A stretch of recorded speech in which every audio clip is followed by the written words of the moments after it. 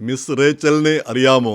നിങ്ങളുടെ വീട്ടിൽ കൊച്ചുകുട്ടികളുണ്ടെങ്കിൽ, അതായത് 6 മാസം, 1 വയസ്സ്, 2 വയസ്സ്, 3 വയസ്സ് ഇങ്ങനെയുള്ള ഈ പ്രായത്തിലുള്ള കുട്ടികളുണ്ടെങ്കിൽ നിങ്ങൾ തീർച്ചയായിട്ടും അറിഞ്ഞിരിക്കും. മിസ് റേച്ചൽ ഹായ് ഫ്രണ്ട്സ് എന്ന് പറഞ്ഞ് കൈ കാണിച്ചുകൊണ്ട് ചിരിച്ചുകൊണ്ട് വരുമ്പോൾ ഈ കുട്ടികൾ ചിരിക്കുന്നത് കാണണം, ഈ കുഞ്ഞുങ്ങൾ ചിരിക്കുന്നത്. അവരുടെ അമ്മയെ കാണുന്നതിനേക്കാൾ സന്തോഷമാണ് മിസ് റേച്ചലിനെ കാണുന്നത്. അപ്പോൾ അത്രയധികം സ്നേഹിക്കപ്പെടുന്ന ഒരു വ്യക്തിയാണ് ഈ മിസ് റേച്ചൽ.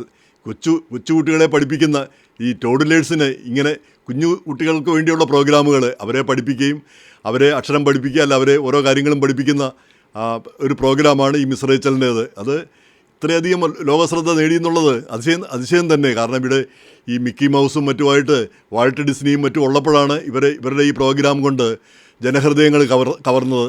അവരെ കാണുമ്പോൾ തന്നെ സന്തോഷം, കൊച്ചുകുട്ടികൾക്ക് സന്തോഷം.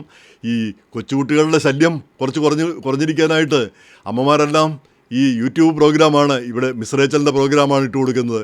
അത് കണ്ടാൽ പിന്നെ കുട്ടികൾ അതും കണ്ട് നോക്കി അവിടെ ഇരുന്നുകൊള്ളും. അപ്പോൾ ആ കുട്ടികളെ ആശ്വസിപ്പിക്കാനും കുട്ടികളെ പഠിപ്പിക്കാനും കുട്ടികൾക്ക് മാർഗനിർദ്ദേശം നൽകാനുമെല്ലാം ഈ മിസ് റേച്ചലാണ് പിന്നെ ആരംഭകാലത്തുള്ളത്. അതിൽ പറയുന്നത് മിസ് റേച്ചൽ അമേരിക്കക്കാരിയാണ്, ന്യൂയോർക്കുകാരിയാണ്. അപ്പോൾ ഇവരുടെ ഇംഗ്ലീഷ് അമേരിക്കൻ ഇംഗ്ലീഷാണ്. പക്ഷേ ബ്രിട്ടനിലും അതുപോലെ മറ്റ് സ്ഥലങ്ങളിലെല്ലാം ഉള്ള ഇംഗ്ലീഷ്, ഇവരുടെ ഇംഗ്ലീഷ് കേട്ടാണ് കുട്ടികൾ പഠിക്കുന്നത്. അപ്പോൾ ആ ബ്രിട്ടനിലെ ഇംഗ്ലീഷ് പോലും അമേരിക്കൻ ഇംഗ്ലീഷായി മാറുന്ന ഒരു സ്ഥിതി വരുന്നു. അപ്പോൾ ലോകമെങ്ങും പിന്നെ ഇംഗ്ലീഷ് വായിക്കുന്നവർ, ഇംഗ്ലീഷ് അറിയാവുന്നവർ, ഇംഗ്ലീഷ് പഠിക്കുന്ന കുട്ടികൾ, അവരെല്ലാം ഈ അമേരിക്കൻ അക്സെൻറ്റിൽ, അമേരിക്കൻ രീതിയിൽ ഇംഗ്ലീഷ് പറയുന്ന ഒരു സ്ഥിതി വരുന്നു. അപ്പോൾ ഇത്രയൊക്കെ പറയുന്നത് ഈ മിസ് റേച്ചലിനെ അറിയാവുന്നവർക്ക് അവരെ പറ്റി കൂടുതൽ പറഞ്ഞു കൊടുക്കേണ്ട കാര്യമില്ല. അറിയത്തില്ലാത്തവർ പിന്നെ യൂട്യൂബിലോ പിന്നെ അവരുടെ ഒരു പ്രോഗ്രാം മിസ് റേച്ചലിൽ നിന്ന് അടിച്ചു കൊടുത്താൽ മതി. ഒരു പ്രോഗ്രാം കണ്ടു നോക്കണം എന്താണ് അവർ ചെയ്യുന്നതെന്ന്. ഒന്നുമില്ല, പക്ഷേ ആ കുട്ടികളെ മുഴുവൻ വശീകരിക്കാൻ അവർക്ക് കഴിഞ്ഞിരിക്കുന്ന അവരുടെ ഓരോ പ്രോഗ്രാമിനും. അപ്പോൾ ഈ കുട്ടികളെ ഇത്രയധികം സ്നേഹിക്കുകയും ഇത്രയധികം അവർക്ക് വേണ്ടി കരുതലുണ്ടായിരിക്കുകയും ചെയ്യുന്നൊരു വ്യക്തി എന്ന നിലയിലാണ് നമ്മളെല്ലാം അവരെ കാണുന്നത്. കാരണം ഈ മുതിർന്നവർക്കും കുട്ടികൾക്ക് മാത്രമല്ല മുതിർന്നവർക്കും ഇഷ്ടം തോന്നുന്നൊരു വ്യക്തി. അപ്പോൾ അങ്ങനെയുള്ള ഒരു വ്യക്തിക്ക് ഒരു ശത്രുക്കളും ഉണ്ടാവും നമ്മൾ കരുതുന്നില്ല.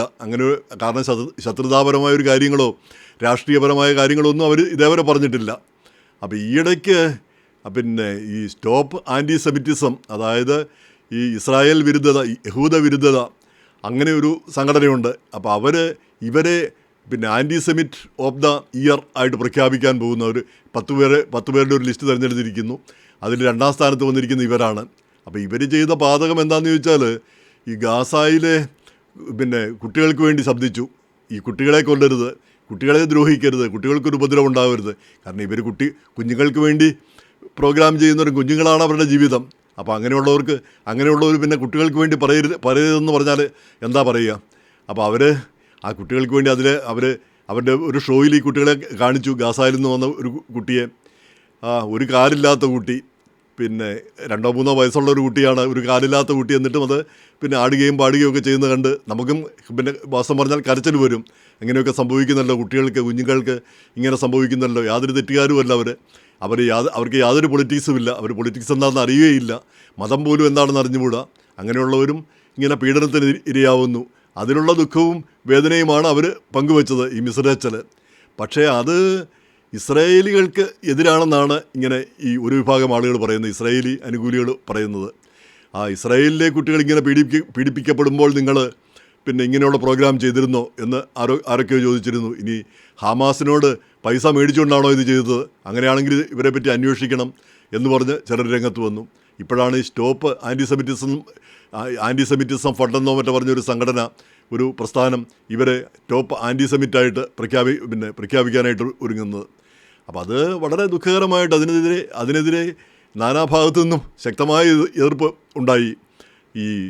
പിന്നെ മിസ് റേച്ചൽ തന്നെ പറയുന്നത് അവർ ഗാസായിലെ കുഞ്ഞുങ്ങൾക്ക് വേണ്ടി വാദിക്കുന്നു, അതുപോലെ തന്നെ സുഡാനിലെ കുഞ്ഞുങ്ങൾക്ക് വേണ്ടി വാദിക്കുന്നു, കോങ്കോയിലെ കുഞ്ഞുങ്ങൾക്ക് വേണ്ടി വാദിക്കുന്നു, എല്ലായിടത്തെയും കുഞ്ഞുങ്ങൾക്ക് വേണ്ടി വാദിക്കുന്നു. അല്ലാതെ ഗാസായിലെ കുട്ടികളുടെ കാര്യം പറയുമ്പോൾ ഇസ്രായേലിലെ കുട്ടികളെ അവർ അവഗണിക്കുന്നില്ല, അവർ മറക്കുന്നുമില്ല.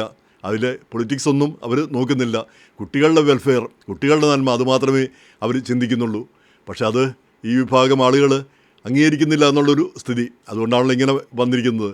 അപ്പോൾ ഇങ്ങനെ ഇവരെ ആൻറ്റിസെമിറ്റായിട്ട് പറഞ്ഞ് ആരോപിച്ച് അപ്പോൾ അതിനുശേഷം അവർക്കെതിരെ ഭീഷണികൾ വന്നു.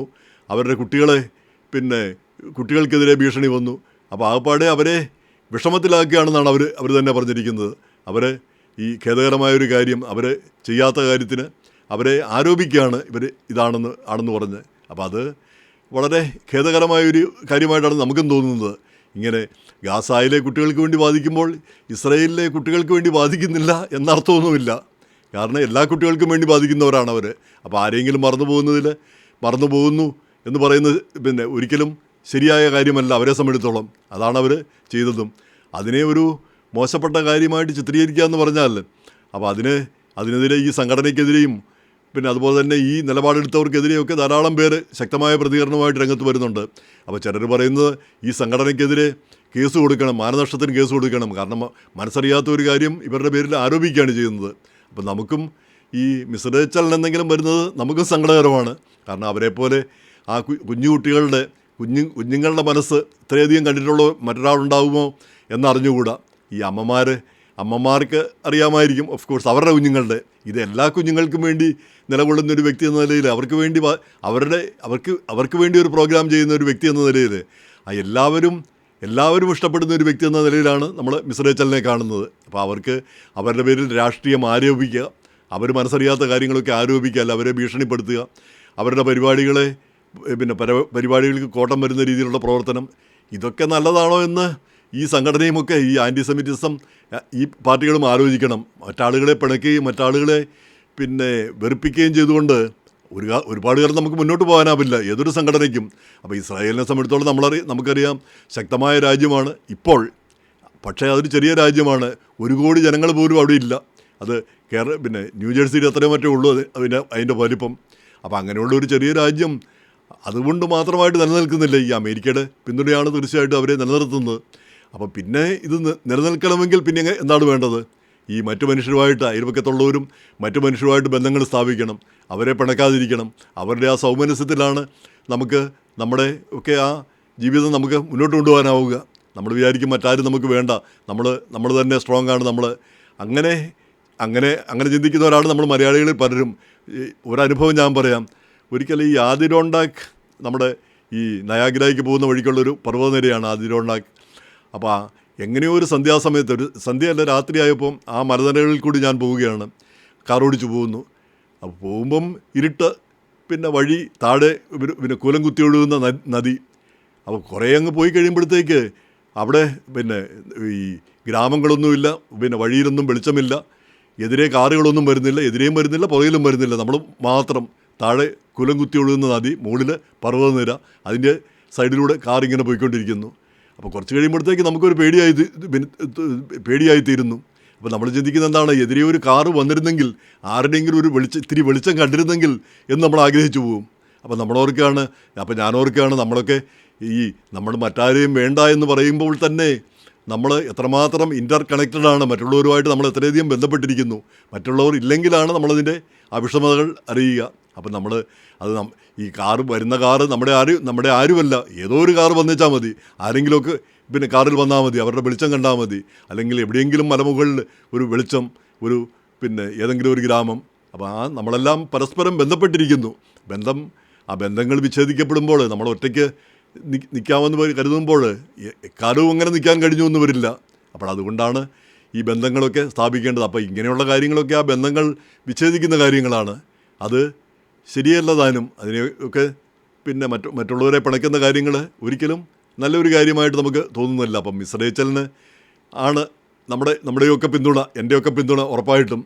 പിന്നെ കൊച്ചു കുഞ്ഞുങ്ങൾ അവരെ കാണുമ്പോൾ ചിരിക്കുന്നുണ്ടെങ്കിൽ ആ കുഞ്ഞുങ്ങളുടെ ചിരി കാണുന്നത്, ഇവരെ കാണുമ്പോൾ അവർ ചിരിക്കുന്ന ആ സന്തോഷമുള്ള ചിരി കാണുന്നത്, അതൊന്ന് പിന്നെ അതിൻ്റെ ഒരു വീഡിയോ എടുക്കേണ്ടതാണ് ആളുകൾ. വീഡിയോയും ഫോട്ടോകളും ഒക്കെ എടുക്കേണ്ടതാണ്, അവർ എത്രമാത്രം ആഹ്ലാദിക്കുന്നു എന്നുള്ളത്.